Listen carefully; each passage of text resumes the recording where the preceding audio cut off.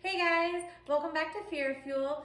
Today we are going to be talking to you about our personal paranormal team, Haunter Paranormal, and we are also having a special guest today, the founder and director of it, Devon.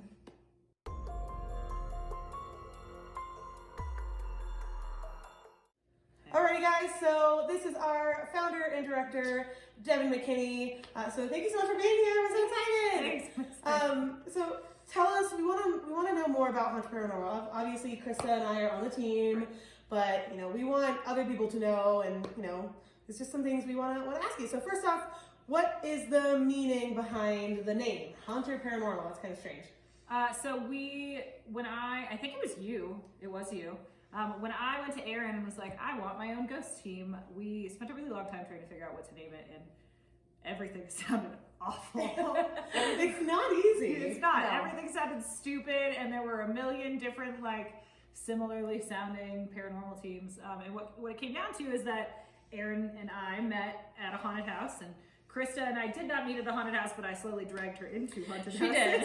It's a weird circle of connections going on here. It is. And pretty much every single person that is on the team, I think just shy of maybe one, Cody, has worked in a haunted house. And we call ourselves haunters. And so it just kind of felt like it fit. And then I said it one day as a joke, and then I never went back from it. And I don't think I've found anything else yet. So here we are. It seems to be working for us, so I'm into it. So why did you create the team, Haunter Paranormal? I had worked with a lot of other paranormal teams, and I had a lot of really cool experiences with them. They were definitely good for growing and good for learning. But at the end of the day, I didn't ever really feel like I was on a team that fit with me. And so what it came down to was that, sure, everybody else was out doing the same thing. We were all trying to find proof of the paranormal, but nobody really felt like they were having fun along the way. And it gets hard when you're sitting on an investigation for 10 hours and nothing has happened. Yeah. And so I was sick of just constantly being on these teams where if nothing was happening, everybody was angry or grumpy, or if nothing was happening, everybody kind of lost motivation. And a lot of the times it kind of felt like just because we were investigating, we had to be serious all the time, and that's just not who I am as a person. And so that's how we came up with that team. And so far, we've probably done more goofing off than we have investigating, but listen, in the end, if all we have is a really good time, it's just like a blooper reel of a T-Rex costume. I'm okay with it. I'm okay with it. And if we have fun, we do the thing we want. Yeah. We enjoy it.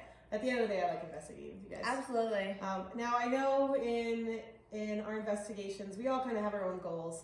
What is your personal goal and what you want to achieve in Haunter Paranormal? So my personal goal, and again, it is just personal, it is in no way, shape, or form indicative of the views of the team, but my personal goal is to determine whether or not anything's actually real. And I know that sounds very open-ended and very ridiculous, but my entire life have really kind of struggled with the concept of religion, and I'm not hugely religious in any way, shape, or form. So I've kind of always wanted to see if there's proof. And a lot of the times, the only way that I can really think to say this is I just kind of want to see a demon. And I know, don't we all? And I know that that's a lot, but possess me. Listen, I was determined to get possessed. And I know that's a lot for most people, but for me, it would answer some questions. If demons are real, then everything else has got to be real. So true. I mean, yeah, if you hit one end of the spectrum so hard, that kind of puts all different shades of color in there. Yeah, makes sense. Have you faced any challenges with the team, or creating the team, or? And here's what she tells you, that she hates us. And that we're fired. twist. Here's all the tea from every investigation ever. There's definitely a lot of challenges. My biggest challenge is getting people to let us come and investigate. I mean, obviously we have lots of people who, residentially, Krista, while we were on our Malvern investigation, got a phone call from somebody asking her about a doomsday plot in Alaska. And we were in the middle. I was probably being a little bit more bitchy than I should have, but we were in the middle of filming something, and she's on the phone for half an hour, and I was like, I really need you to hang up. A doomsday? Come to find out, that was actually a really interesting phone call. Yeah. After you hung up, we were all just what? Yeah, it was a weird time. But so, we have people that call us all the time. I can't tell you how many times a week I get weird emails or weird phone calls or text messages, and people are like, my house is haunted. And they always say, oh, there's a little girl. And my response is always, oh, of of course, but you know, so it's been difficult getting necessarily like investigations that aren't necessarily residential. Yeah.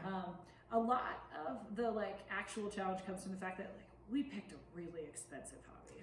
This is true. This is Like very I'm not going to true. compare it to like building race cars or anything, but it's still expensive. So that's kind of a challenge. Sometimes it's difficult to like land places that we can all feasibly afford, and then outside of that, at first it was like just trying to get everybody who was on the team to like each other, and that was rough because when you're on these investigations, because usually when we go do investigations, we're gone for 2 days.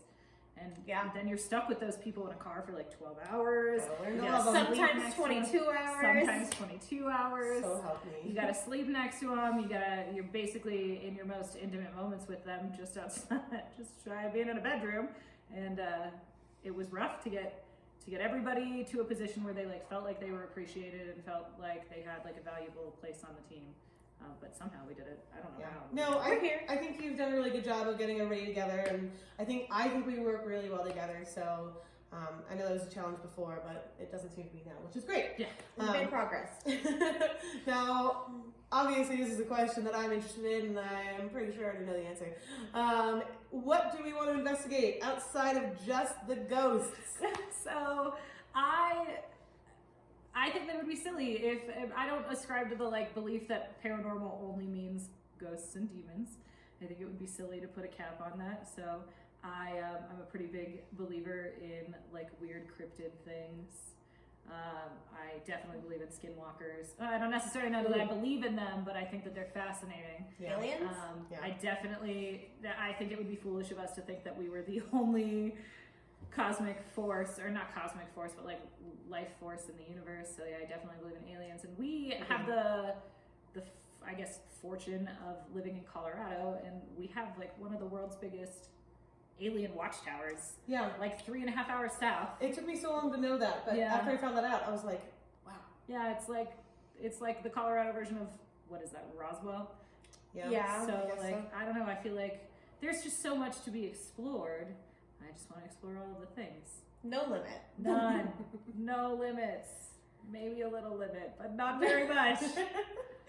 So when you go on an investigation, what does the investigation kind of look like? You know, from I guess the essential planning to kind of like the end game. So I want to take this time to remind everybody that when I said I was creating the team for like fun, I meant it, and I really did mean it when I say that a lot of other teams are like way more like rule driven and serious about investigations than we are, because I've been on a lot of teams where prior to an investigation it's like aggressive research and aggressive like background checks and stuff like that. And there's like when we were on Prism together, I don't know if you ever went to an investigation where we made people like sign the forms and stuff.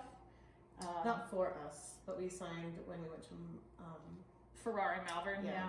When we were investigating like the houses, we would like have everybody sign, and I understand why. And you know, when we do residential things, obviously there's talking about agreements with the people whose houses we're looking into, but like everybody else was just like so militant about it. And I think on all of our investigations so far, I think right before Malvern, you and I created a really good itemized equipment list. Mm-hmm. And we were like, here's where we're going to put this, here's where we're going to put that. And I could promise you, none of what we said we were going to do, did we do? Nope, but I have a more in-depth one now. So like, you live and learn. so like a lot of it is just like, it's just prep work. It's, you know, who has this equipment, who's bringing this equipment, how many cameras do we need to bring, how many feet of cable do we have, and then a lot of it is like also, and this is probably just personal gain, but a lot of it along the way is like, all right, well, we're gonna be driving for 12 hours, what kind of food are we eating on the way there? It's important. Definitely very important. It's honestly the priority. And then once we get there, it's a lot of like setup. I think last time, our most recent investigation is a place in Iowa called Malvern Manor. It's an old convalescent home. It's kind of spooky. And I think it took us probably about 4 hours to set up equipment. Typically, it doesn't take that long. We did have an investigator get mono while we were 8 hours away from his home state. So that kind of dipped into the investigation setup time.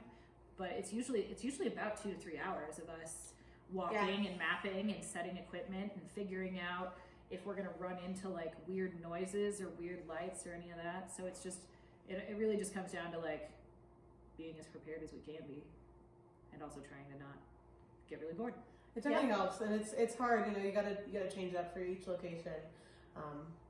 Now I know that there are like just so many different groups out there. It seems like everyone and their brother is a paranormal investigator. How would you say that Haunter Paranormal Investigates differs from other teams? So we function under like a really open, like an open arms policy. It's kind of, most of the people on the team, that's just kind of how we all live our lives. But I think that the way that we differ the most is that we're super open-minded about everything. It's never like you can't investigate this way, you can't use this piece of equipment this specific way, because we don't. It's what it comes down to is that we're researching a pseudoscience.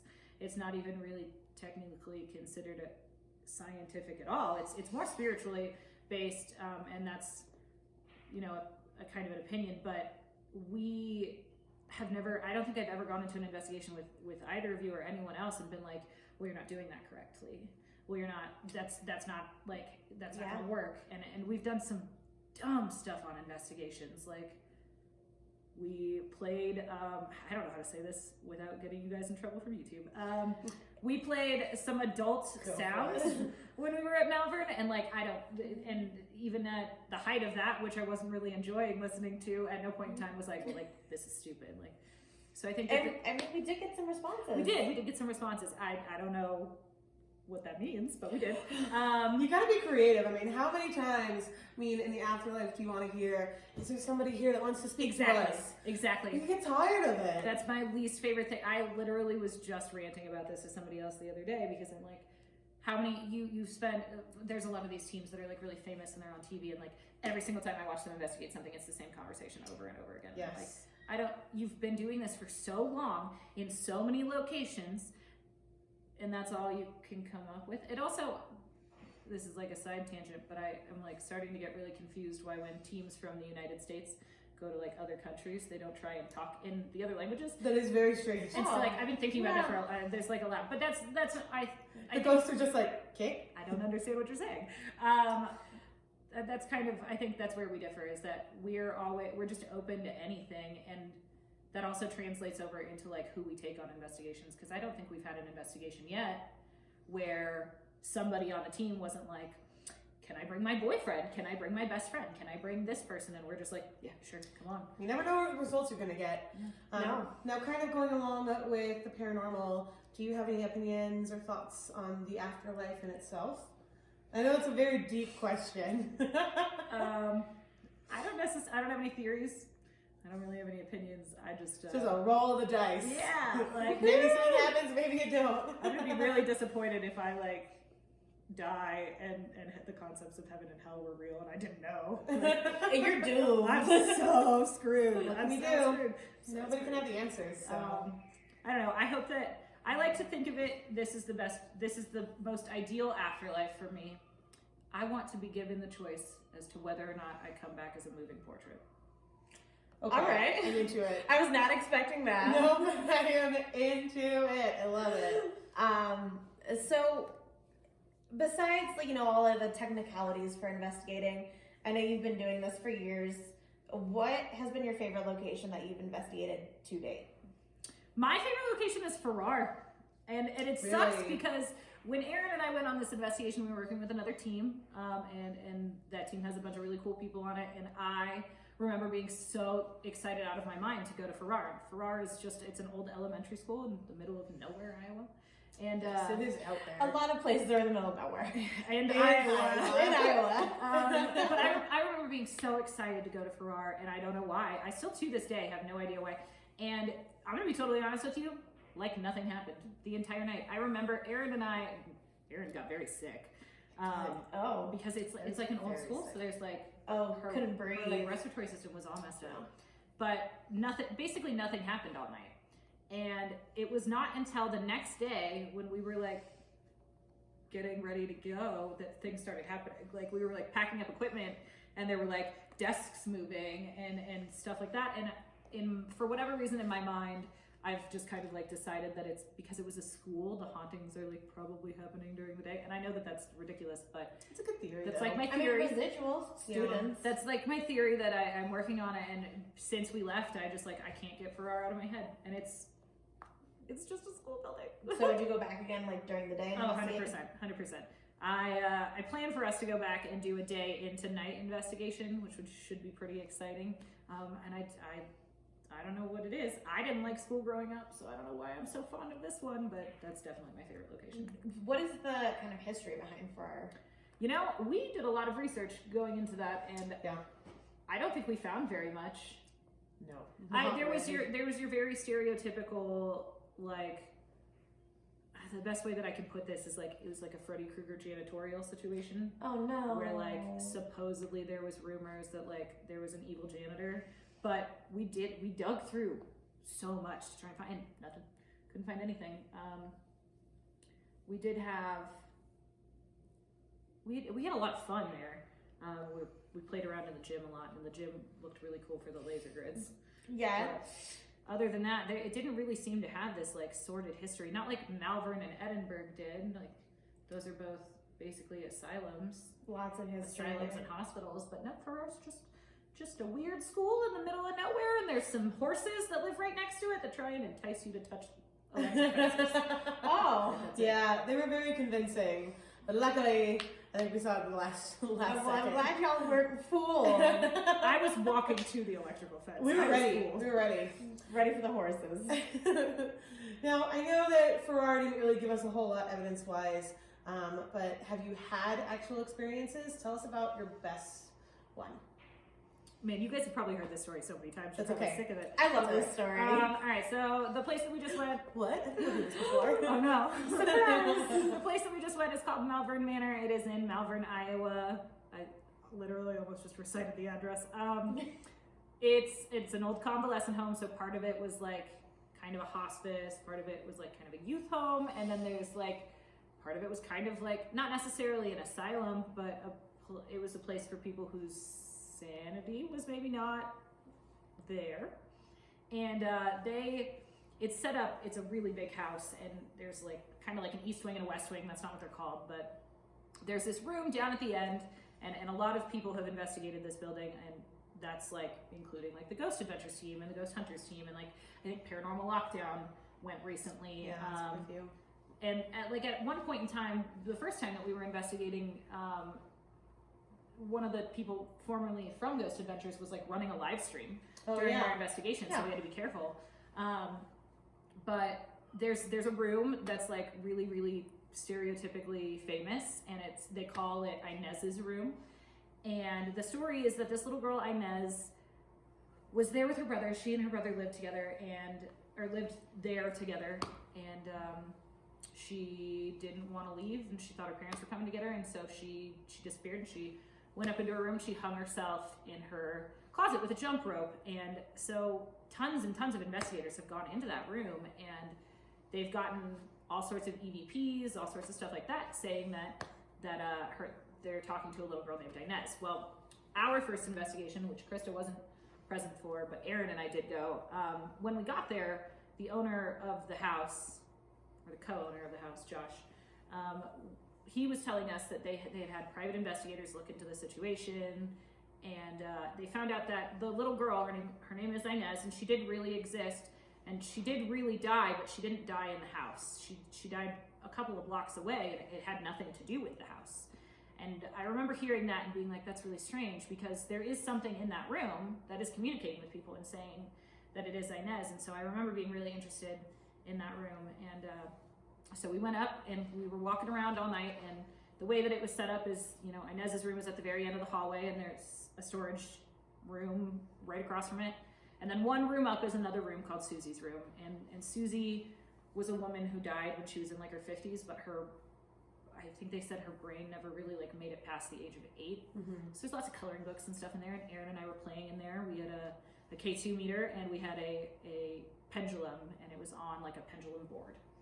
And we all night, every time we walked past that storage room, between those two rooms, none of us liked it. Nobody liked it. I don't think anybody on our team liked it. It was very eerie. It was. And what's strange is when we went back, I danced around in that room. Yeah, it was a whole Nothing. new experience. It's so strange to be in the same place twice and feel two very different things. It was so strange. There was like nothing about that room, and it's weird because this like is probably the most shocking paranormal experience I've ever had. So it was strange to go back to where that happened and not be terrified. But every time we walked past that room, we got like just the heebie-jeebies basically. And we were in Susie's room. We were coloring with her, and you can hear it on the audio recording. We thought that the reason we brought the K2 in there is because she had the mentality of a child, so we thought she would like the lights on it. And we're in there for probably 20 minutes, just a while. Going off and saying like, hey, if you're here, communicate with us, light this up, do this, do that. Like and subscribe. Like and subscribe.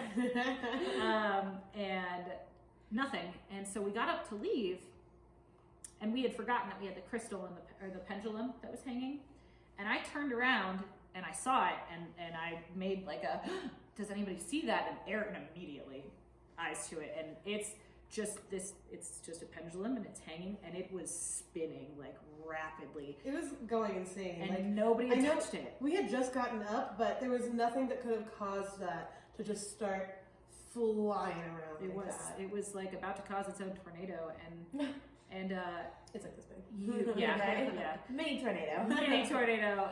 And so, there's a lot of audio, which if anybody's ever interested in, you can reach out to Krista and Aaron. I'll have them send you the EVPs. But you can hear me talking to Aaron, and I say, Susie, do you like the crystal better? And clear as day in the background, from a very masculine voice, something goes, better. And then a couple of seconds later, it says, thank you. Mm-hmm. And but I didn't hear that at that time because we didn't play it back. I didn't hear it until I was in the car on the way to Farrar the next day. And so we left, and I remember Aaron this is the only part that I ever mess up. I can never remember if you were in the front or if you were in the back. So it was me. Oh, the line? I was in front. Okay, so I didn't see it. Aaron was in the front, and we had walked down this hallway, and I have this like weird, it's not necessarily a talent, but it happens from time to time. Krista really doesn't like it. But I sometimes just know when weird things are gonna happen. And so I looked at Aaron and the other person who we were investigating with, and I said, I feel like something bad's gonna happen. And I turned around, and just as I turned around, I caught at the end of the hallway this very tall, very obviously masculine figure, and it walked from that storage room that I didn't like straight into Inez's room. And it was like the darkest black I've ever seen, but it was also like beautifully shimmery. And I remember like in the split second before I panicked and ran downstairs, because that's what I did. Yeah. Normal reaction. I remember like looking at it, and there was a very small second where I was like, I want to go towards that. And then like as quickly as my brain said I want to go towards that, something said, you absolutely do not want to go towards that. It was like in that instant I knew whatever it was that was walking into that room was so bad. And so I took off, and I left Aaron at the top of the stairs. Sure did. Just left her up there with the demons. I was so confused, just standing up there like, what? What's happening? You missed it. The other investigator that we were with, they saw the same thing. Yeah. And they if you ask them, they'll tell you that it's one of the things that like changed their life, because it was so shocking. And that's where this weird EVP plays in, is because I didn't know about the voice on the recording until later, and then I was listening to it, and I like listened to the audio all the way through, and I heard the EVP, and I stopped everybody while we were in the car and made everybody listen to it while we were in the car. And I remember. And it was then that I figured out that EVP was lining up with me walking and seeing that thing. And so for me, it's been this like huge theory since then, and I brought it up when we went to Malvern. I think that whatever it is that's hanging out in Inez's room isn't Inez. I think it's something pretending to be Inez, and that's why I danced around in that storage unit when we were there. I have similar thoughts. Yeah. I don't think it's a small girl. I think it's a larger man. But who knows? We're going to continue to investigate as well others. So I just connected. We have that piece of evidence from the Alice software that I literally just posted on our Instagram, and it's the "he holds me down" sentence. Oh yeah. Yeah. I remember thinking that when we heard that. Yeah. Cool. Cool. And, you know, we can always post that at the end of this video as well, for anybody who's interested. But besides Malvern, do you have a dream location, like your end game, like this place you have to go to? I have a couple of them, and I don't know, it kind of depends on my mood.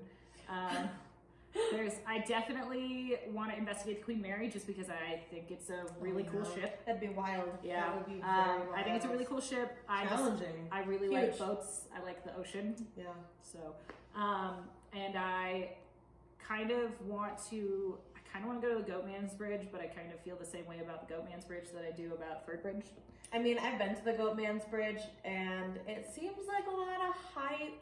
Yeah. I mean, I've never been on the bridge, but there's like lots of random places that I think I would like to go in. Like I would like to do things in different countries. London's supposed to be very spooky. yeah. But I think ultimately, right now, as it stands, my dream location is the Trans-Allegheny Lunatic Asylum. And we, obviously the both of you guys know that we're trying. The goal is to go in May of this year. I don't know if we're gonna try so hard though. Well, I hope it pulls through because that definitely seems like a really cool place to investigate. Now, aside from that, what are the plans for future investigations? What's coming up? So we kind of do things a little bit weird. About once every 2 months, we'll go somewhere really big. That's why we just went to Malvern. Our next really big investigation is in Tooele, Utah. It is at a haunted house called Asylum 49.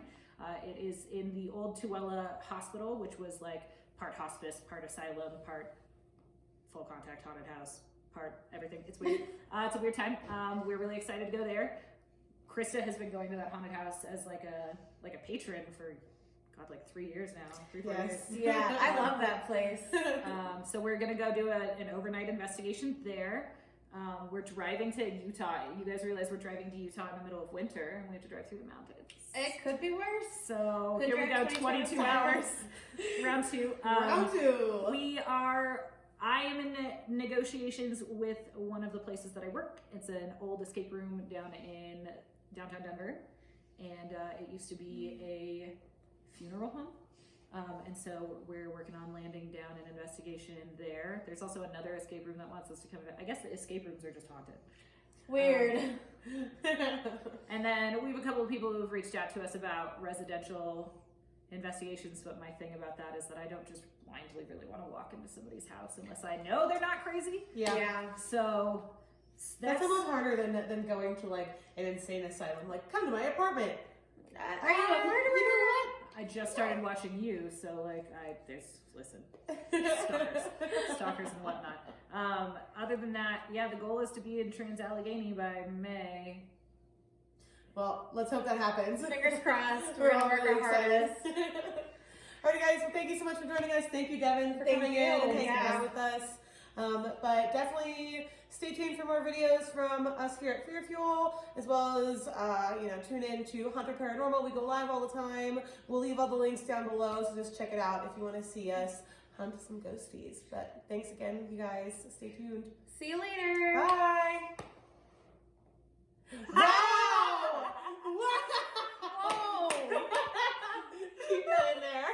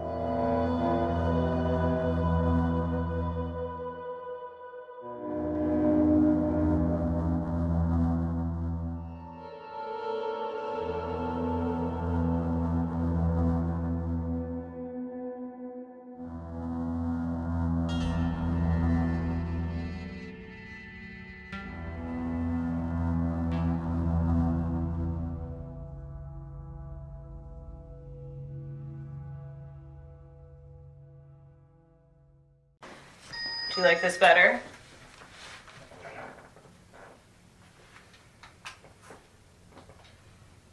If you're here with us,